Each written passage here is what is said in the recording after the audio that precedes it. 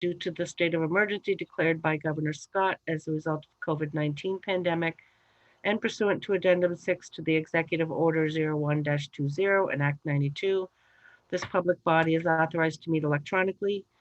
In accordance with Act 92, there is no physical location to observe and listen contemporaneously to this meeting. However, in accordance with the temporary amendments to the open meeting law, I confirm that we are providing access to the meeting via Zoom with a telephone number to contact if you are unable to access the meeting. All members of the public will be able to speak, and Roger will instruct the public body on how to raise your hand electronically.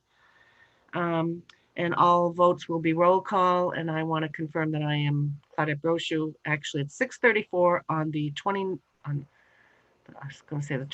of December. The 9th of December, 2020. Claudette Brochu, Chair. I'm joined by Roger Arnold, Mary Layton, John Langus, Rob Gear, our select board, Herb Manager, our town manager, Miranda Bergmeyer, his assistant, and various members of the public. Roger, you're... Yes. So I was laughing because Herb is Herb Manager, town manager, which is Did I say that? It's excellent. I love it. It's great. So to participate via the Zoom platform, please go to participants, and then you will see an option to raise your hand. That will alert me that you would like to make a comment, and then I will inform Claudette. And please wait to be recognized with name and locatable address. If you are participating by phone, please press *9 to raise your hand, and then when recognized, press *6. Yes. So that's it. Someone has their physical hand up. If the members, for any members of the public who are going to speak, I need you to state your name and locatable address. Mason, did you have? That's the name attached to. Yeah, Mason Dwinell, 1169 New Boston Road. Norwich, If there is a after we approve our agenda, there's an opportunity for the public to present some public comments. Is there something that you needed to address before that? Stuart, I see your hand.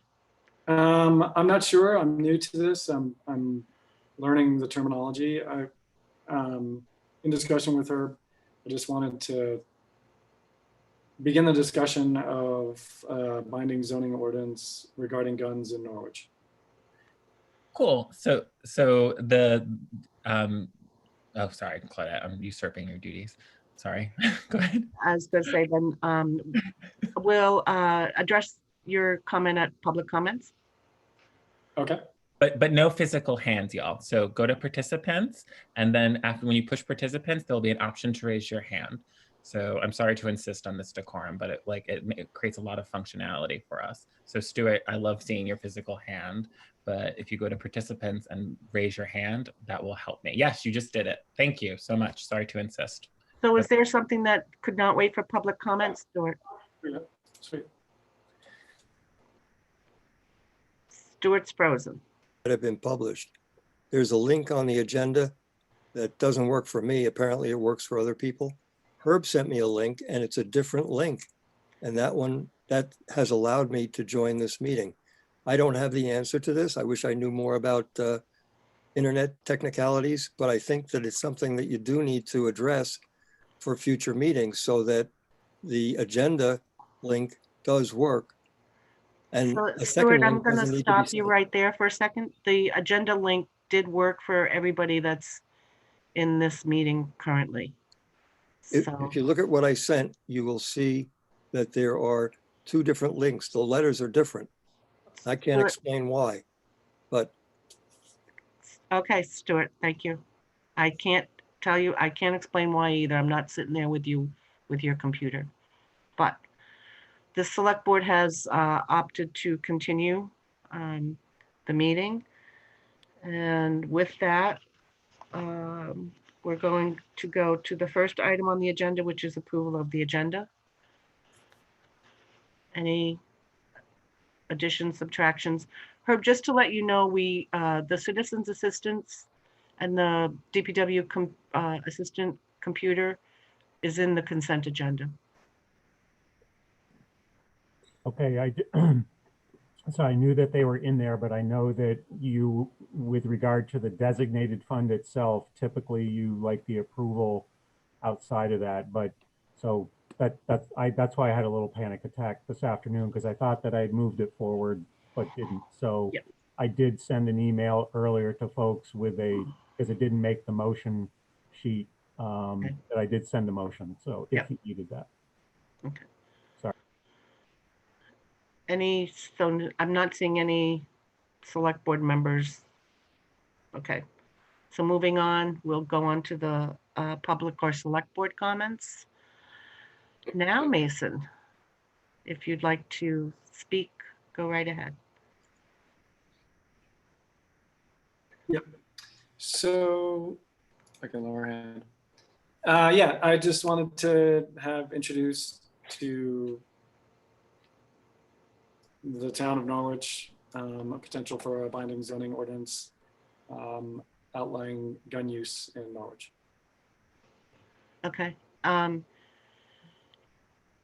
If you have a proposal, if you could submit it to the town manager so that it can be included in our select board correspondence, so that we can see what you might be thinking. Yep. Okay. All right. Any other public comments? Stuart has his hand up, and then Mary Layton. Stuart, go ahead. Stuart Richards, 82 Elm Street. There were two questions that I had. One concerns the Green Fleet Working Group. I'm not sure if this is a question for Herb or a question for the Select Board, but if anybody can answer it, I would certainly appreciate it. And the question is, will this Green Fleet Working Group observe and fully implement the open meeting law? I had one other question after the answer to this. Herb, that's your group, so. Yep, no, I had my hand up. I'm sorry, I'm drawing the line. All I'm doing is asking for some help from some individuals on helping me prepare an internal protocol with regard to Green Fleet and how we put our requests together for the select board. If the select board opts to do a Green Fleet policy, that's a whole different story. But I'm just seeking input from some various individuals in town. So I am not going to be announcing this as part of an open meeting law thing. This is just part of my regular duties, Stuart. So what John Lang has sent me is at variance with what you're saying. And I don't know if John has any further comment. Go ahead, John. So I think that those are consistent. So the working group is, I think, sort of pre-policy, right?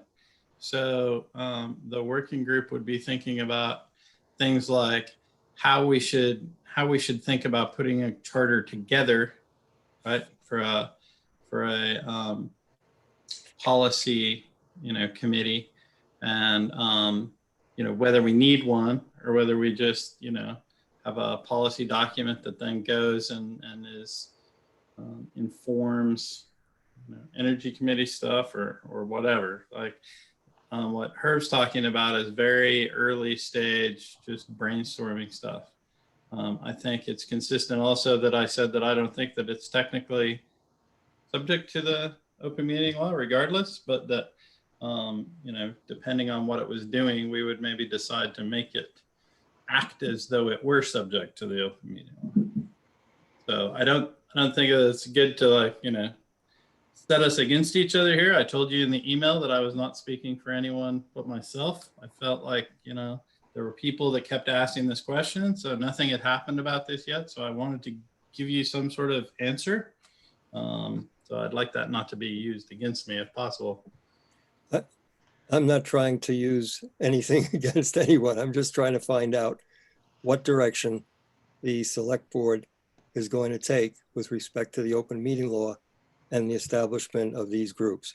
And I would hope that the select board would try and follow the open meeting law as closely as they can. And where there's any question about whether the open meeting law needs to be observed, that you err on the side of following the open meeting law.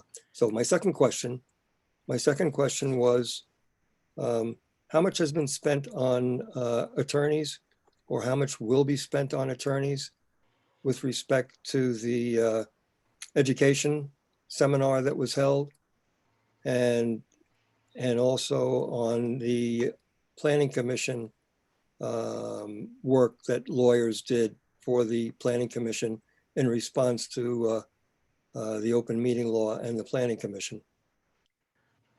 That I'm sure Herb can get you the answer, but So can I rephrase the question? So just to be clear, so you're asking how much public money has been spent on taking actions that you have lodged against the governing bodies? Just to be clear, that might be another way to phrase that question. You're asking how much public money was spent on processes that you've initiated? Yeah, I haven't lodged anything. All I've done is, I object to the way you're phrasing that. What I would say is that there were various things that were done by the planning commission during the town plan process that appeared certainly to violate the open meeting law. And the planning commission responded to the suggestions that there were violations. And a lawyer was engaged. There was no lawyer that was engaged with respect to the comments that were made before the lawyer was engaged. And then there was additional money that was spent for 2 attorneys to hold I don't know if you want to call it a seminar or what you'd like to call it, but there were 2 attorneys that were engaged to provide open meeting law information and opinions on the part of the two attorneys. So I just like to know how much was spent in that effort, or even if it hasn't been billed yet, how much the expectation will be for those expenses. okay. Herb can probably get you that when we receive invoices, but I'm not going to debate opinions about if we are or are not currently following the open meeting law, because I feel we are. So, but thank you for your comment. Any other public comments? Mary and Herb both have their hands up. Oh, that's right, Mary, sorry. Go right ahead. I just wanted to know if it's sort of a suggestion for an agenda item, if we could review our the type of Zoom that we have, and also find out from Miranda just the time that is needed to post the open meeting law minutes and so forth in a timely way. I just would like to know what kind of impact that's having on town administration, so that we, for instance, when I'm on this childcare committee, I want everything about that to be transparent. But just thinking that I also don't want to overburden Miranda. There may be a way to structure the Zoom or to get a different account so that committee chairs could post the information in a more timely way. So I just, at some point, maybe as a board, we could talk about whether we want to have that type of agenda item. Okay. And Herb, you had a comment? I think Mary, we've talked about upgrading our Zoom account. I think we have, yes. Yeah. So, okay. Herb? So just, yes, I can get invoices to indicate what the cost of the open meeting law training was, as well as anything else that we dealt with the planning commission on a number of issues. I don't think all of them have come in. There was one that came in, I think, last week, so I'll have to check that one to see. if it has all of the open meeting training on there. So that's not a problem. And then I'm not, yeah, I had another comment, which I'm going to refrain from talking about. Okay. Any other public or select board comments? Rob has his hand up. Rob Gear. Rob, go ahead. Yeah, I wanted to point out, for instance, that open meeting law training was widely attended and applicable to anyone on the select board, in town governance, and working on volunteering on committees. It was a fabulous training opportunity that I hope will be repeated, just to make people aware of what the requirements are. I don't think they're specific to any really necessarily specific to any issue. Thank you, Rob. And anything? I don't see any Zoom hands raised. Sorry, Stuart. Now I do. Go right ahead, Stuart. You're muted. Join the meeting. You're still muted, Stuart. Ability to unmute myself, I don't I think. unmuted you, Stuart. Go Thank ahead. you for unmuting me. Stuart Richards, 82 Elm Street. I'd like to suggest to you that you, before you upgrade Zoom or do anything more with Zoom, that you consider Microsoft Teams as an alternative, if you haven't already. It's, we have found in my company that it's very effective, inexpensive, and it works better than Zoom. No limitation on the number of people or on anything else. So just a suggestion. Okay, thank you. Anyone else have their blue hand raised? Okay, moving on then to appointments to open positions. Is there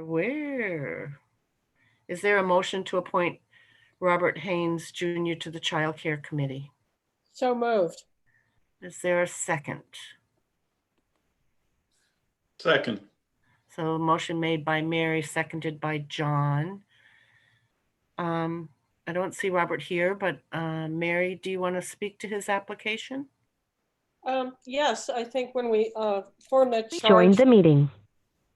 When we formed up the charge for the Child Care Committee, we wanted to have a representative from the business community. We were trying to balance out the committee between educators, advocates, and sort of business interests. Bob has been working up in Randolph in his capacity for the Green Mountain Economic Development Council.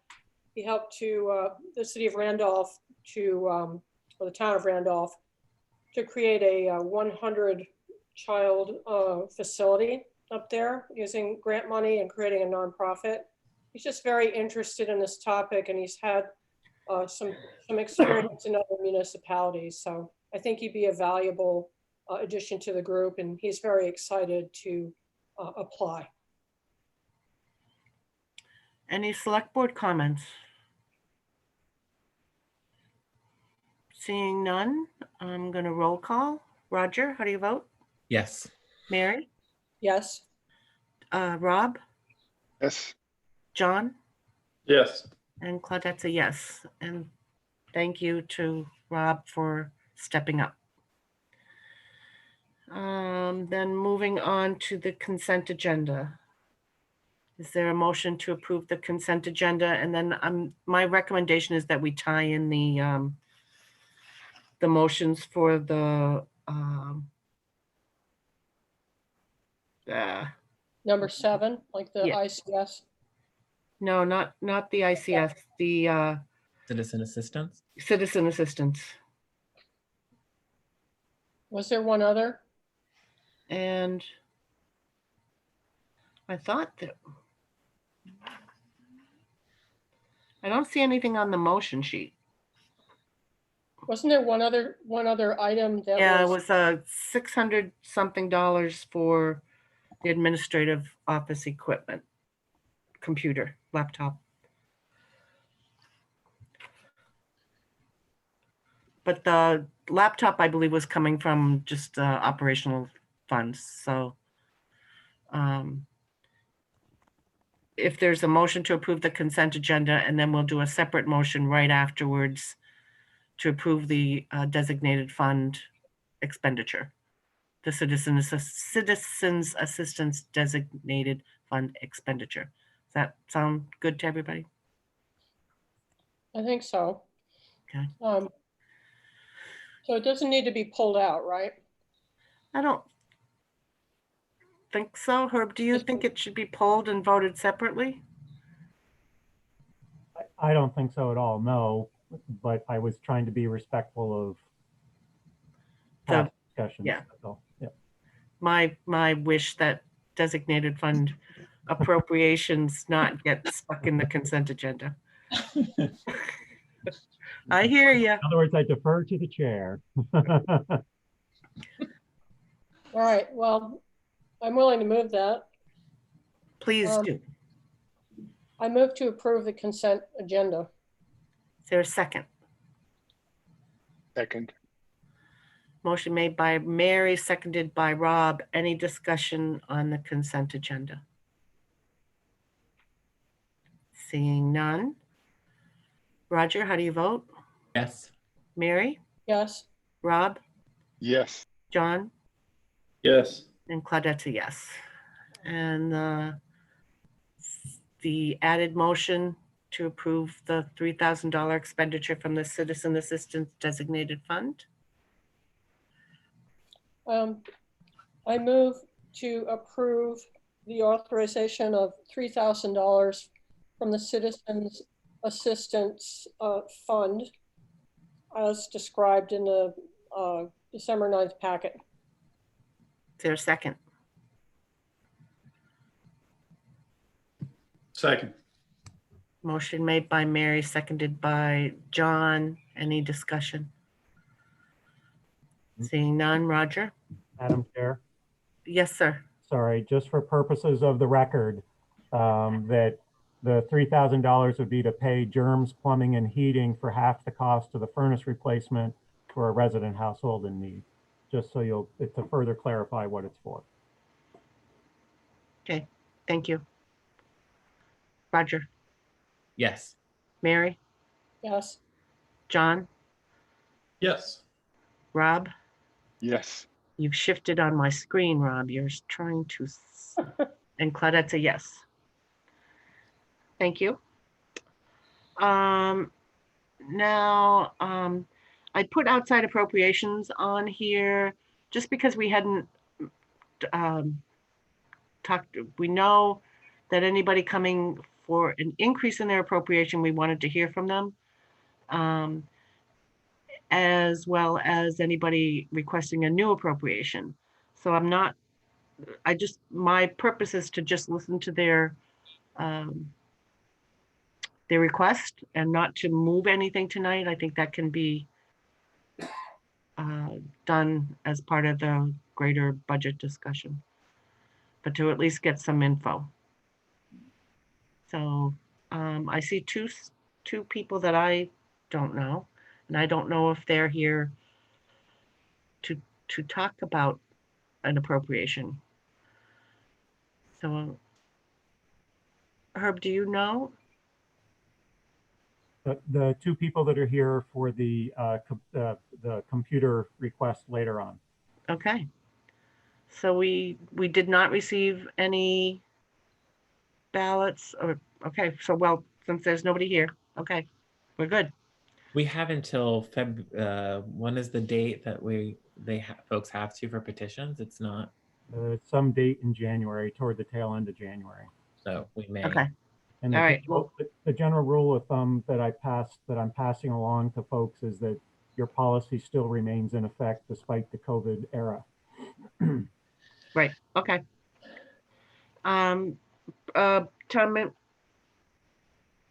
the town manager's report is next. Anybody, any select board members have a question about the town manager's report? Sorry, I just lost my Zoom screen. I have a question for her. Go ahead, Roger. So Herb, when can we expect the next output, or what is the logical output from that training that we received and that was just referenced earlier during public comment? Would we, is the expectation that we will have defensible legal advice for being able to proceed in regards to working groups and other committees? I mean, one of the things I was prepared to state, for example, was, well, I won't say that because in respect to Claudette's earlier point about not getting into that discussion. So what is the next conclusion for that? I felt like it was useful. I echo what Rob Gear said, but I would like an output from that. Do you expect that? Sorry, so of course, the initial reaction for all of this that started all this, of course, are the number of definite violations that's occurred over the last few years, and some perceptions, for lack of a better term, that we've had some open meeting law violations. So as we all agreed, the intent of having the training was to have a uniform update for folks in the community that are on boards, commissions, elected offices, appointed, and staff.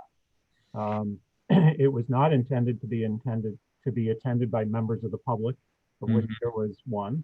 There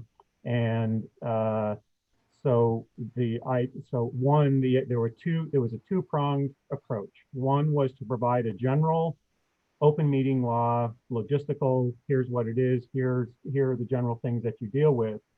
But secondly, and probably more importantly, we tried to tailor it to some of the specific questions that people would have so that we could make it as meaningful to the various boards, commissions, and individuals as possible, rather than just being a traditional logistical, here's what the law says and is, and what you should do.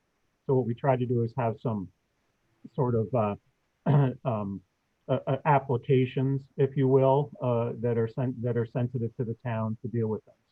So that's why there was probably what I would call an extra burden placed on the individuals that provided the training, which would result in an extra cost than normal than just doing their traditional rollout of a presentation of the open meeting law.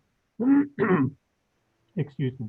What I think needs to occur now thereafter is at some point, probably shortly after you do your appointments during your reorg meeting, there should be a regular either some kind of an orientation handout or something for new appointees, and certainly if there are existing appointees and elected officials that require the thing. But I do think that there should be some kind of at least a regular handout reminder, and then occasionally, as you may determine, another form of training that either picks up where we left off or is just more of that regular, here's what the open meeting law is, here are the types of things that fit the law or not. And the other underlying or the undertow to the training was specifically having our attorneys do it, because we wanted to make sure that what they were training us on is what they're willing to defend for us in court. So for instance, Vermont League of Cities and Towns has a very good presentation on the open meeting law. And frankly, they use folks like our firm to provide that sort of stuff. But it is a little bit more generic standpoint and doesn't necessarily fit exactly with the way that our attorneys interpret some of the finer points of the open meeting law. A good example is exactly one of the issues that came up tonight. There are some individuals, probably at the Vermont League of Cities and Towns, that think that essentially more things, because they provide a more conservative interpretation of the statute, because they have to address 250 communities of all different shapes and sizes, versus our attorney is only providing advice, legal advice, and training advice as it pertains to Norwich alone. juxtaposed with a statute. So that's why I think there's some subtlety of interpretation for, I don't mean to use subtlety in a derogatory sense, but there can be some subtlety of interpretation between and among attorneys as it relates to the open meeting law. And with some of the issues that have arisen in, at least since I've been here, I do think that there is a, we do have to draw the line in the sand or split the hair in certain instances. And that's why I said what I said earlier tonight. But that may not be in keeping with the perspective of either sometimes a generic, something that comes out of the Secretary of State, or a generic thing that comes out of the Vermont League of Citizens. Is that kind of what you're getting at? Yes, and then just my one follow-up question, if I may, is so any actions relating, we can assume that the public can assume that any actions relating to our meetings have had the benefit of that legal advice, and we are following our lawyer's legal advice in the open meeting law. That can be the assumption from this point forward, going forward. So when we say, so when the town of Norwich, Herb Durfee, says that we are not in violation of open meeting law, the members of the public can assume that that has the benefit of our legal counsel's review. In my opinion, yes. Excellent, thank you. Rod Francis has his hand up, Claudette. Go ahead, Rod. Hello, this is Rod. Name, full name, and yeah, my address is Tracy Hall. It's Rod Francis. To be clear, the advice that I received from Joe McLean, both before and after the training that was provided to members of boards and commissions, was that there's enough gray area in the application of the open meeting law, and there's an absence of case law to help attorneys to come to clear conclusions. And so his strongest recommendation is that at any point when an existing commission or board contemplates the formation of a working group or a subdivision of itself as an entity, that you seek direct advice from the attorneys as to whether it's subject to open meeting law or not. They can give advice on how to structure your work program and affairs so that you're in compliance with open meeting law, and that would be a review of your current structure and program of operations. But his suggestion, his strongest suggestion, is that at any time that you contemplate doing something different, including forming a working group or some other subset of the board or commission that you're a part of, that you actually seek advice from attorneys as to whether it's subject to open meeting law and how then to comply with open meeting law. Well, that'll just ensure that they stay in business. Like that is bizarre, but anyway, I mean, I was hoping for a legal memo that can be put on the website. It's defensible, and if, quite frankly, and respectfully, if we don't have suitable case law, then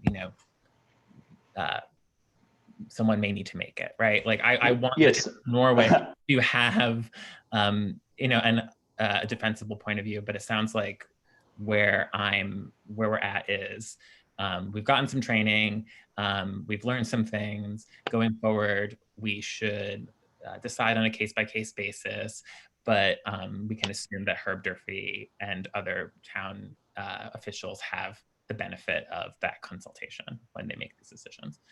Yes, the only point that I would make clear there is that I think that each instance has unique circumstances and would justify a quick consultation with the attorney in each instance.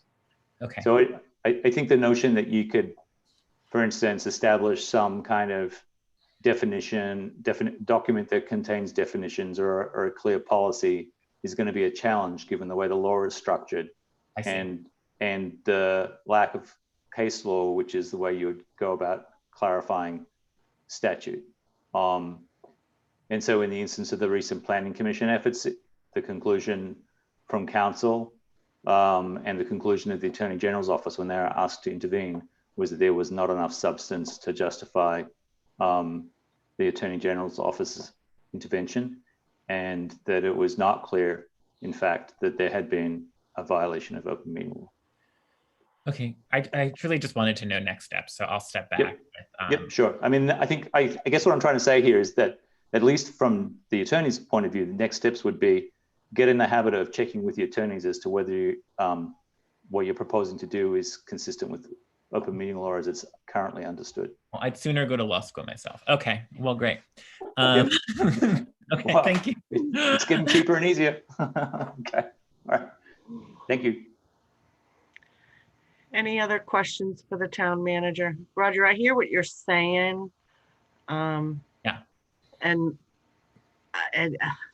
you know, It's okay. yeah, I hear what you're saying. I think probably March would be a really, really good time to. Yeah. Yeah. Okay. John and Herb have their hands up. If I may briefly, you know, as much as many of my best friends are lawyers, I do think that the idea, and you see this a lot, where lawyers say, well, the best thing to do is to just come ask me before you do every single thing that you do. And I promise not to overbill you for that.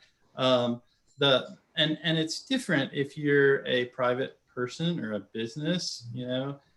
There are fewer people relying on you for consistency, right? And I think that's maybe what you're going for a little bit, Roger, is that there's the substance of making sure we're doing the right thing, but there's also the day-to-day practicality of just people knowing how to conduct themselves if they're appointed or elected officials on the one hand, and what to expect if you're a member of the public who is seeking participation with those folks.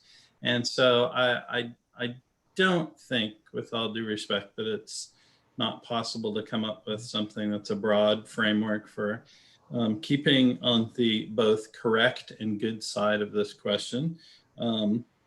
Certainly 9 times out of 10, except for when there's like maybe a hard question.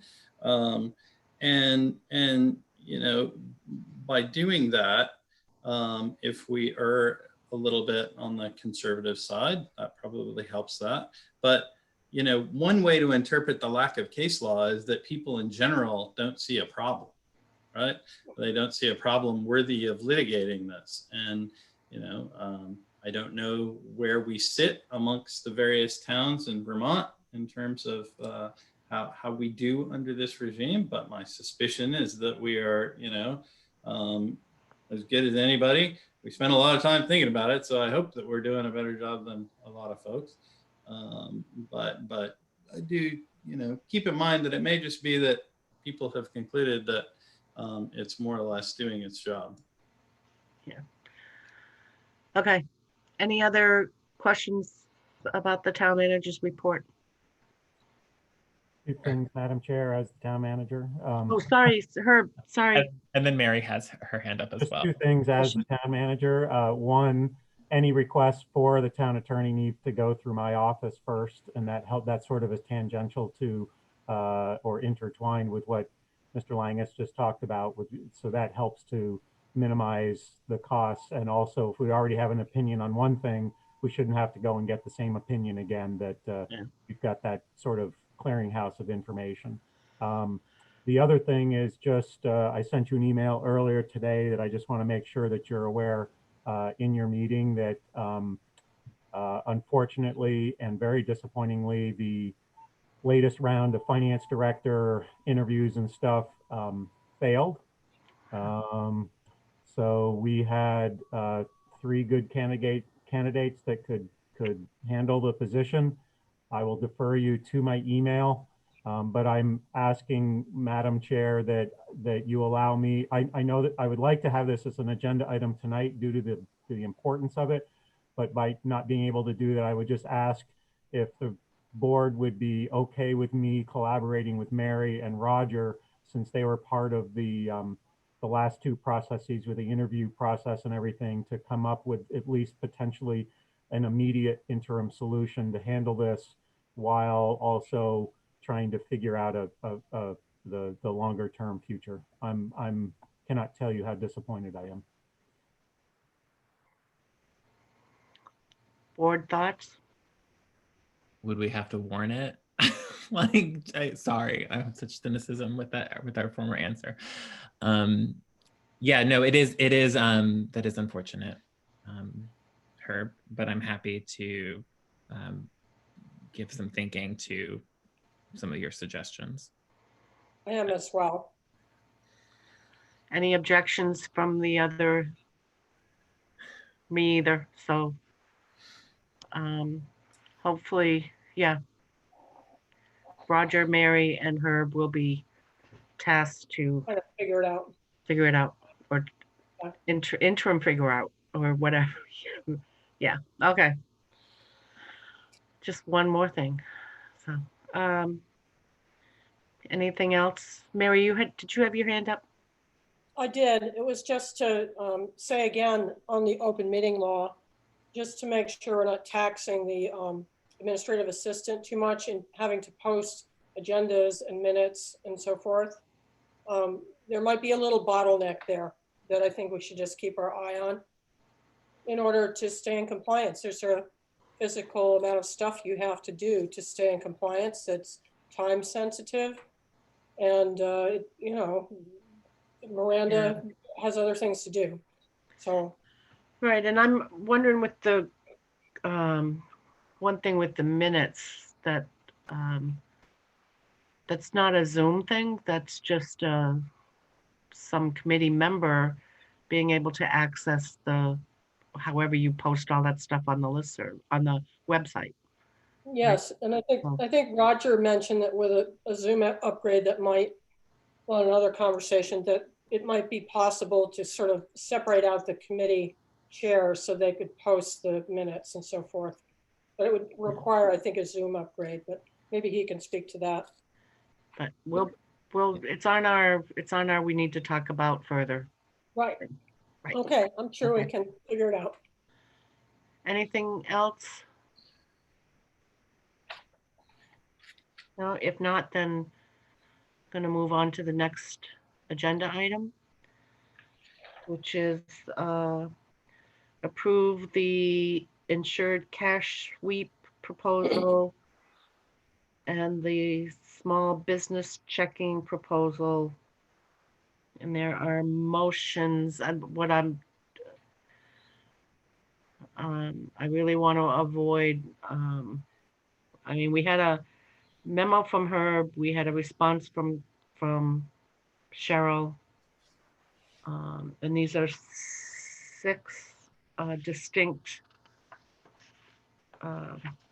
items we can do right now, or actually retroactive to what occurred in September. So is anybody willing to start making motions? Yeah, and I will do that. And so we're going to go down all of them, I would assume, right? We'll do one at a time. Okay. Yep. So I move to authorize the town treasurer to open an FDIC insured cash sweep ICS account under the name Town of Norwich, Vermont, with Mascoma Bank to help ensure full collateralization of town funds. Such authorization to be retroactive to September 3rd, 2020. Is there a second? Second. Motion made by Mary, seconded by Rob. Any discussion? Roger's raising or shaking his head no. So Mary, or actually Roger, how do you vote? Yes. Mary? Yes. Rob, you flip back to where you were before. Rob? Yes. Right, John? Yes. And Claudette's a yes. Okay. Next. So just go down through here. Yeah, if you're willing. Sure. I move to authorize the town treasurer to open a small business checking SBC account under the name Town of Norwich, Vermont, with Mascoma Bank. Such authorization to be retroactive to September 3rd, 2020. Is there a second? Second. Made by Mary, seconded by Rob. Any discussion? Seeing none. Roger, how do you vote? Yes. Mary, Yes. Rob, Yes. John, Yes. and Claudette's a yes. Next Okay. one. I move to authorize the expenditure of any funds necessary to open and maintain the ICS and SBC accounts, such authorization to be retroactive to September 3rd, 2020. Is there a second? Second. Made by Mary, seconded by Rob. Any discussion? Seeing none. No hands raised. Roger, Yes. Mary, Yes. Rob, Yes. John, Yes. and Claudette's a yes. You willing to keep going, Mary? Yeah, sure. Let's see. I move to authorize the town treasurer to transfer $3 million from the town's checking account held with Mascoma Bank to the newly opened Mascoma ICS via the newly opened SBC account, such authorization to be retroactive to September 3rd, 2020. Is there a second? Second. Motion made by Mary, seconded by Rob. Any discussion? Roger's shaking his head no. Roger, Yes. Mary, Yes. Rob, Yes. and I'm not sure if John is just John, Yes. and Claudette's a yes. Okay. Here's the next one. I move to authorize the town treasurer to transfer $500,000 from the ICS back to the town's checking account held with Mascoma Bank via the Mascoma SBC account, such authorization to be retroactive to September 28th, 2020. Is there a second? Second. Any discussion?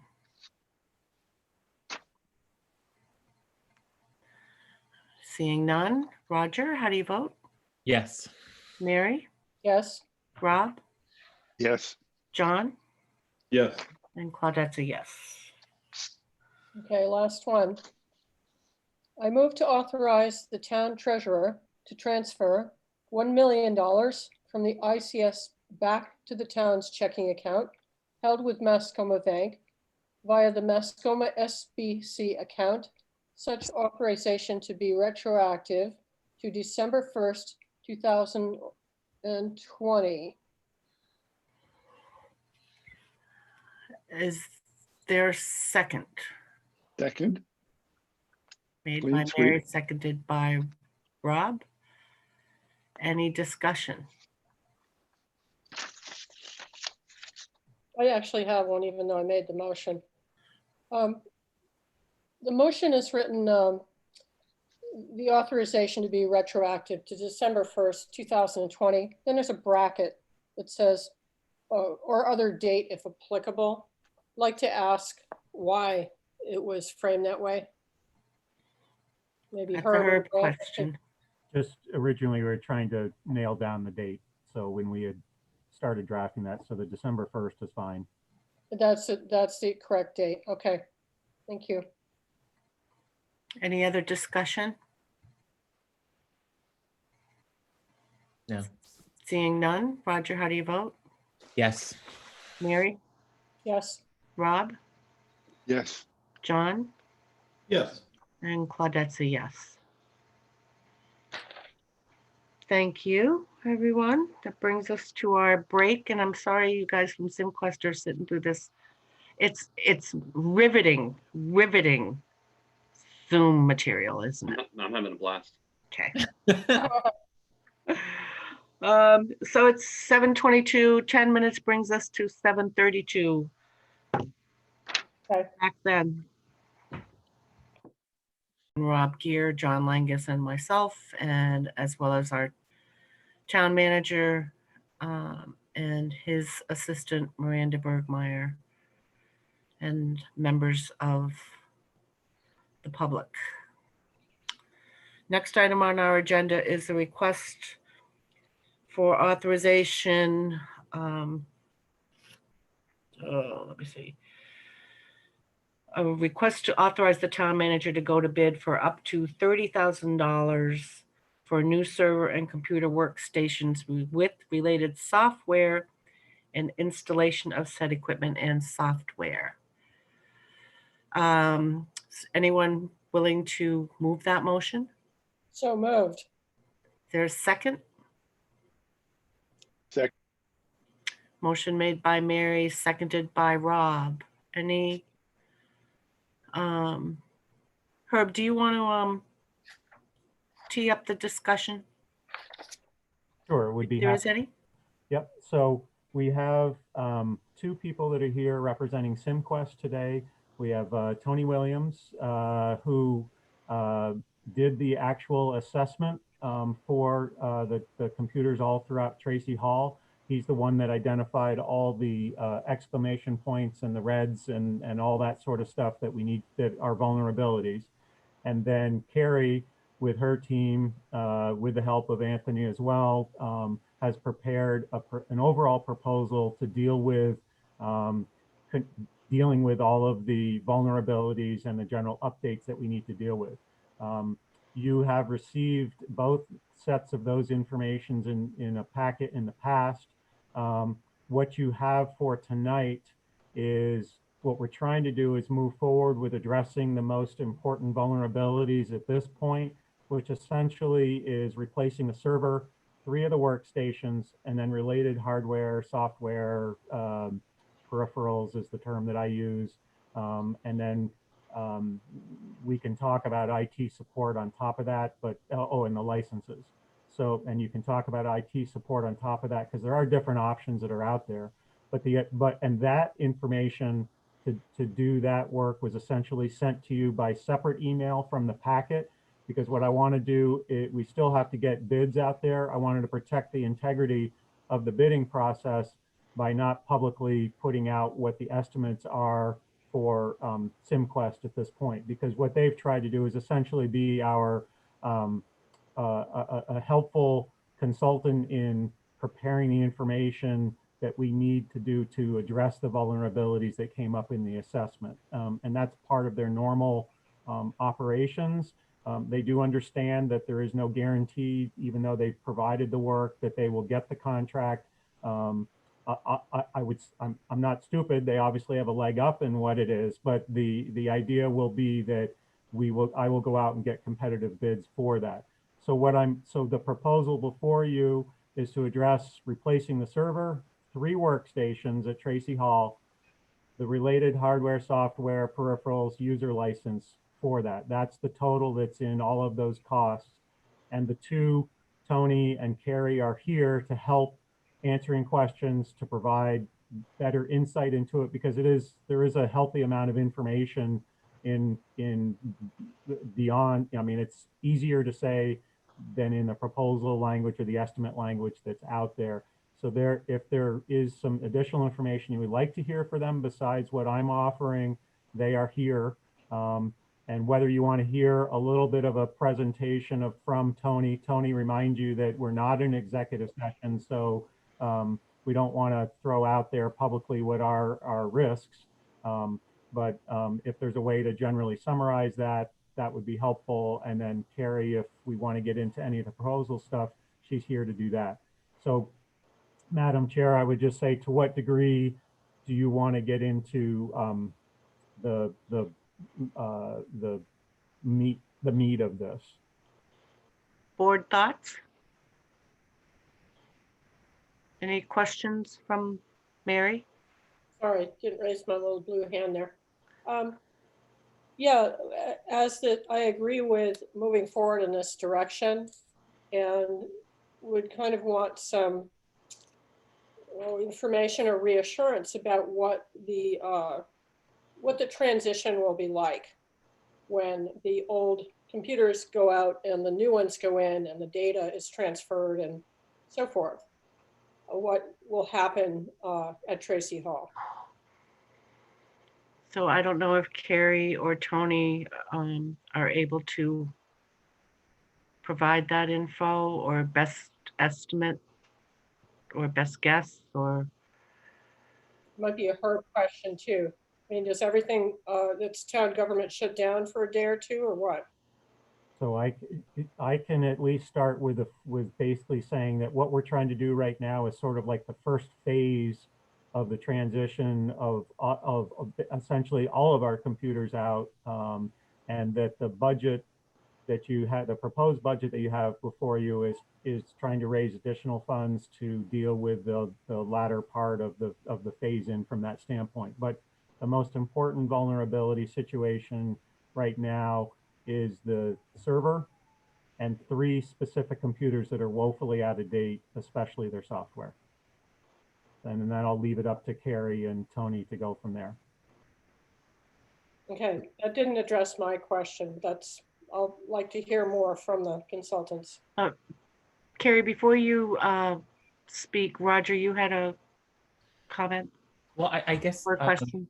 well, I know that some preparatory work has been put into it, and with that, like, approach has been decided. So I don't want to, like, you know, have this be perceived as taking a step back. But I think, like, one of the questions in a presentation, one of the questions I might have is, well, you know, why have our own server at all? You know, why are we nimble enough to be cloud-based, for instance? You know, like, what are some of the advantages to, like, acquire this much hardware for a staff of our size? And then what would be obviously it helps with scaling, right? So, but, you know, I don't think we plan on massively scaling up too much. Obviously you may have had those questions or conversations with Herb, but I guess, does the server then provide certain accessibility for people who are working remotely?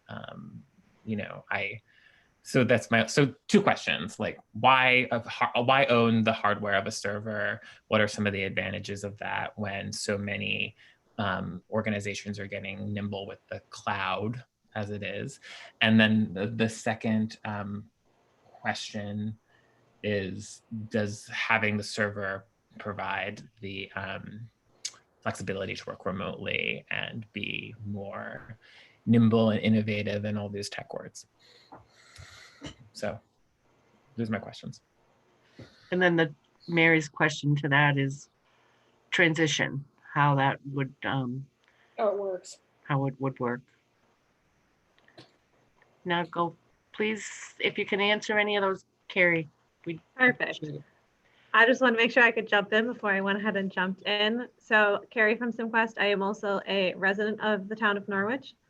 So to answer the questions in terms of cloud versus on-premise, we're actually proposing a hybrid solution. The reason we're proposing a hybrid solution is because of applications that are in use by the town prevent you from going fully to the cloud. So we're proposing hybrid by putting in files utilizing Microsoft 365, which allows remote access to those files as well. And then with the on-prem server, we would be able to do a VPN connection in to utilize those applications that need to be used with the on-premise server. In terms of downtime with the transition to the new server, we like to take the server offline and do any sort of offline transition after hours as much as possible. So we would plan it out for, say, 5 o'clock on a set day during the week to go ahead and pull that server down, make the transition over to the new server, and have you back up and running by the next morning. With testing of some sort, like how do you know that everything's working correctly? Yes, we'd be going through and testing and making sure everything is good. And then we would also have engineers on standby the next morning as everyone comes back in and starts logging on to make sure that everything is working correctly. Okay, thank you. You're welcome. Any other questions from the board? What does John? Rob think of it? Well, John had his hand and then we'll go to Rob. Rob had his hand up, yeah. I'd just be interested at what applications we have that we're using that prevent us from doing a fully cloud-based system, and whether we should consider upgrading those as well. suspecting that one of them might be Nimric. That would be, one of them would be Nimric. I like yes. John. I like John. He gets it. But we do have NEMRIC remotely right now. We do pay for that service. For fear of going too specific here, I believe you have an SS Pro application that also runs internally on one of those servers. You do have some file shares that exist where workflow for folks inside the town rely on that currently. Until you transition over, I think the server and its infrastructure, it's a good path to go hybrid. It also gives you time to make decisions as you go along. Do this methodically, one piece at a time. Not a good idea to change everything all at once at all. You want to do things, plan it out and make sure there's least impact onto production day to day for you folks. Any other questions? Rob, please, your input. So one of the advantages of being hybrid like that is that you're closing yourself off to fewer avenues of advancing. If you have, if we were to find some aspect of some program, some application that was a benefit to the town, but didn't run well in the cloud or would be much more expensive to run in the cloud, having that option to do it locally on the server could be of benefit. It may very well be that I was going to suggest that a slight change in the language would be, right now it sounds very much as if it's defined to be an on-site server, hardware server. But I think it's a good idea to leave that open to further study and further bidding as to whether or not SimQuest or whoever else might be involved in bidding can recommend a ideal cloud-based circumstance. Getting it out of the building, the significant advantages would be that we don't have to worry about bandwidth of internet access, because we want to make records as available to the public as possible to improve the website and make it more interactive. But if we are in the building, you have the risk to the building itself, plus the limitations of people being able to access it quickly.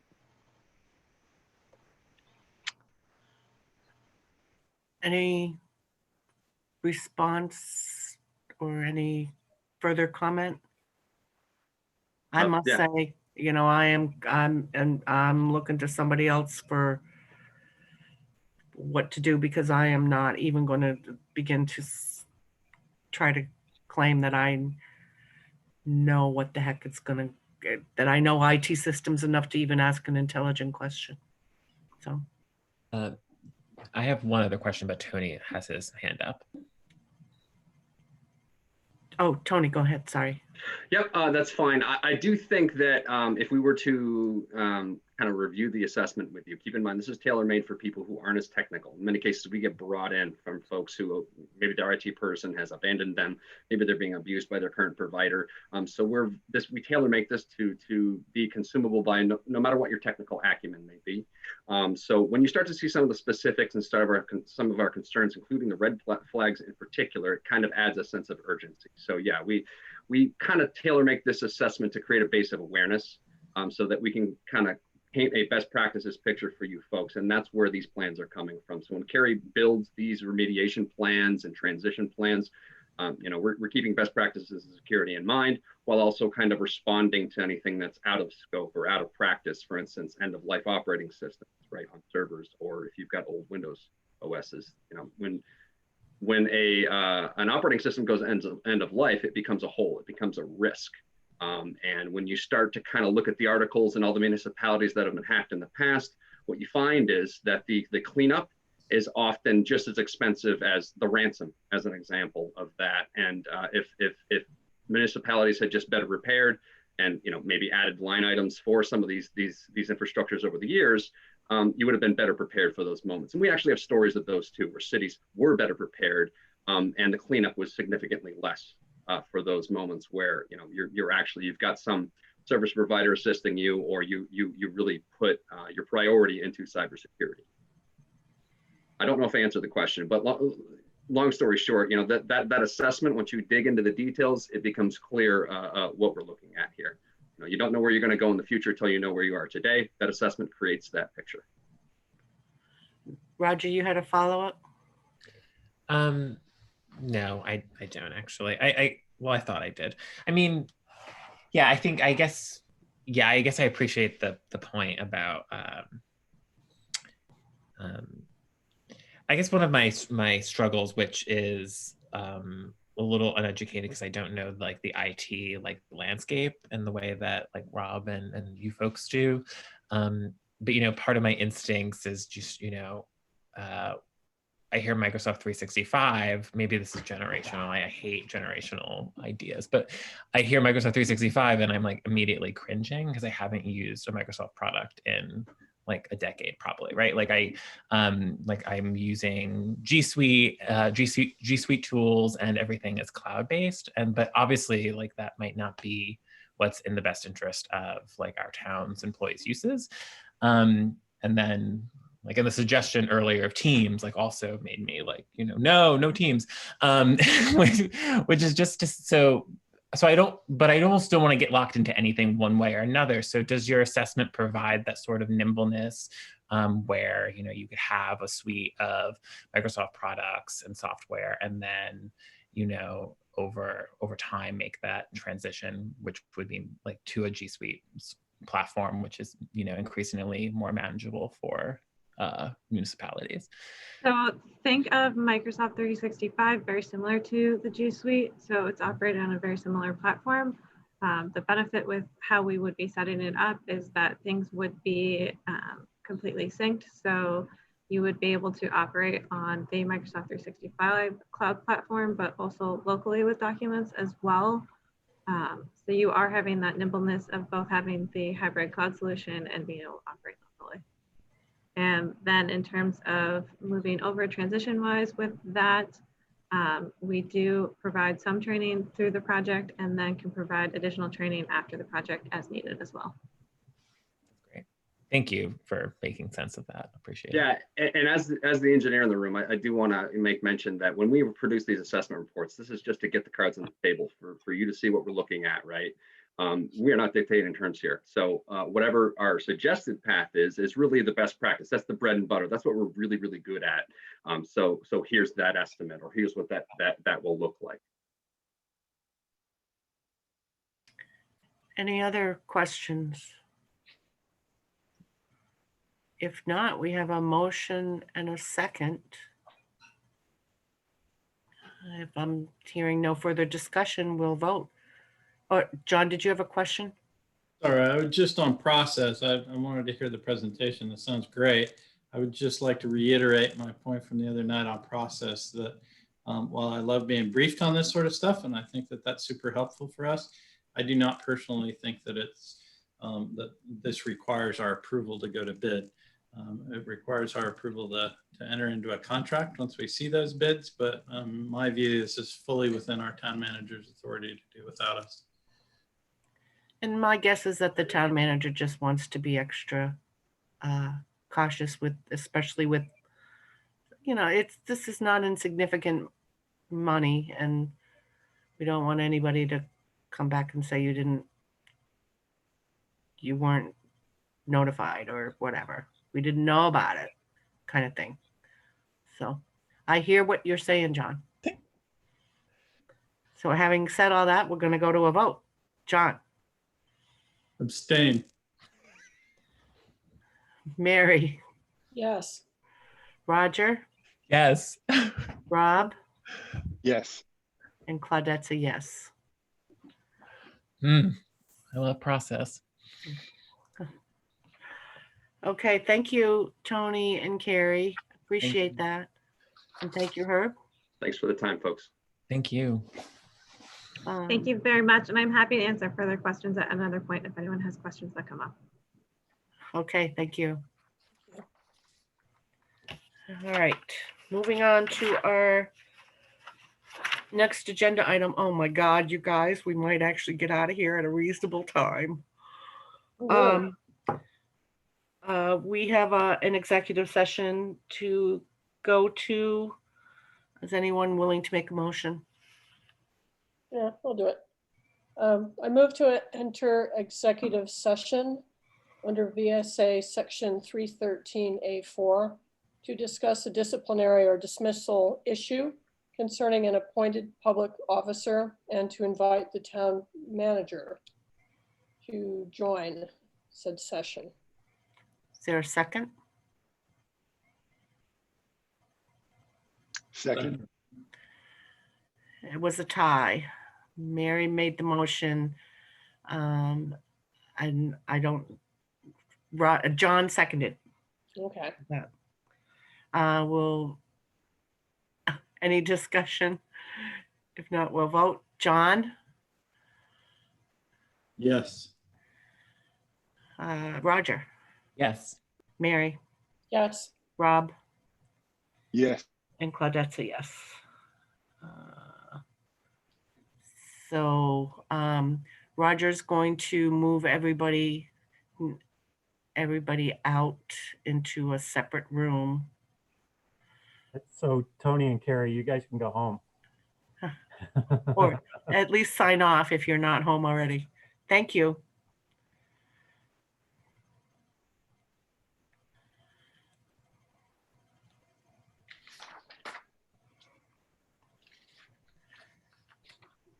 Will we need Miranda before I put her in a waiting room? No. Right. There won't be any action afterward. I don't I believe. can track it even if there is, Miranda. Okay. Ciao. See you. Bye. Turn your mic off, Miranda. Goodbye. Bye. Bye. Okay. Is there a motion to go back into public session? I so move. Is there a second? Second. Motion made by Mary, seconded by Rob at 8:33. And as we mentioned, there's no action coming out of this meeting. So is there a motion to adjourn? Or actually, We'll put a vote on. Vote on the current motion. Putting it to- Okay. John, how do you vote? Back in public. Yes. Yes. Yes. Mary, Yes. Rob, Yes. and Claudette's a yes. Now, is there a motion to adjourn? I move we adjourn. Is there a second?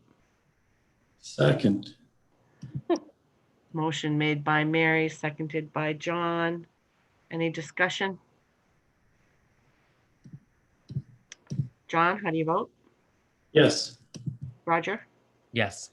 Mary, Yes. Rob? Yes. I'd love to say, I want to pull a John, but I'm not gonna. Yes. Well, adjourning at 8:35. Well done, Madam Chair. Back at you next week, budget only. Mm-hmm. All right. Hey, everyone. Thank you, everyone. Thank you. I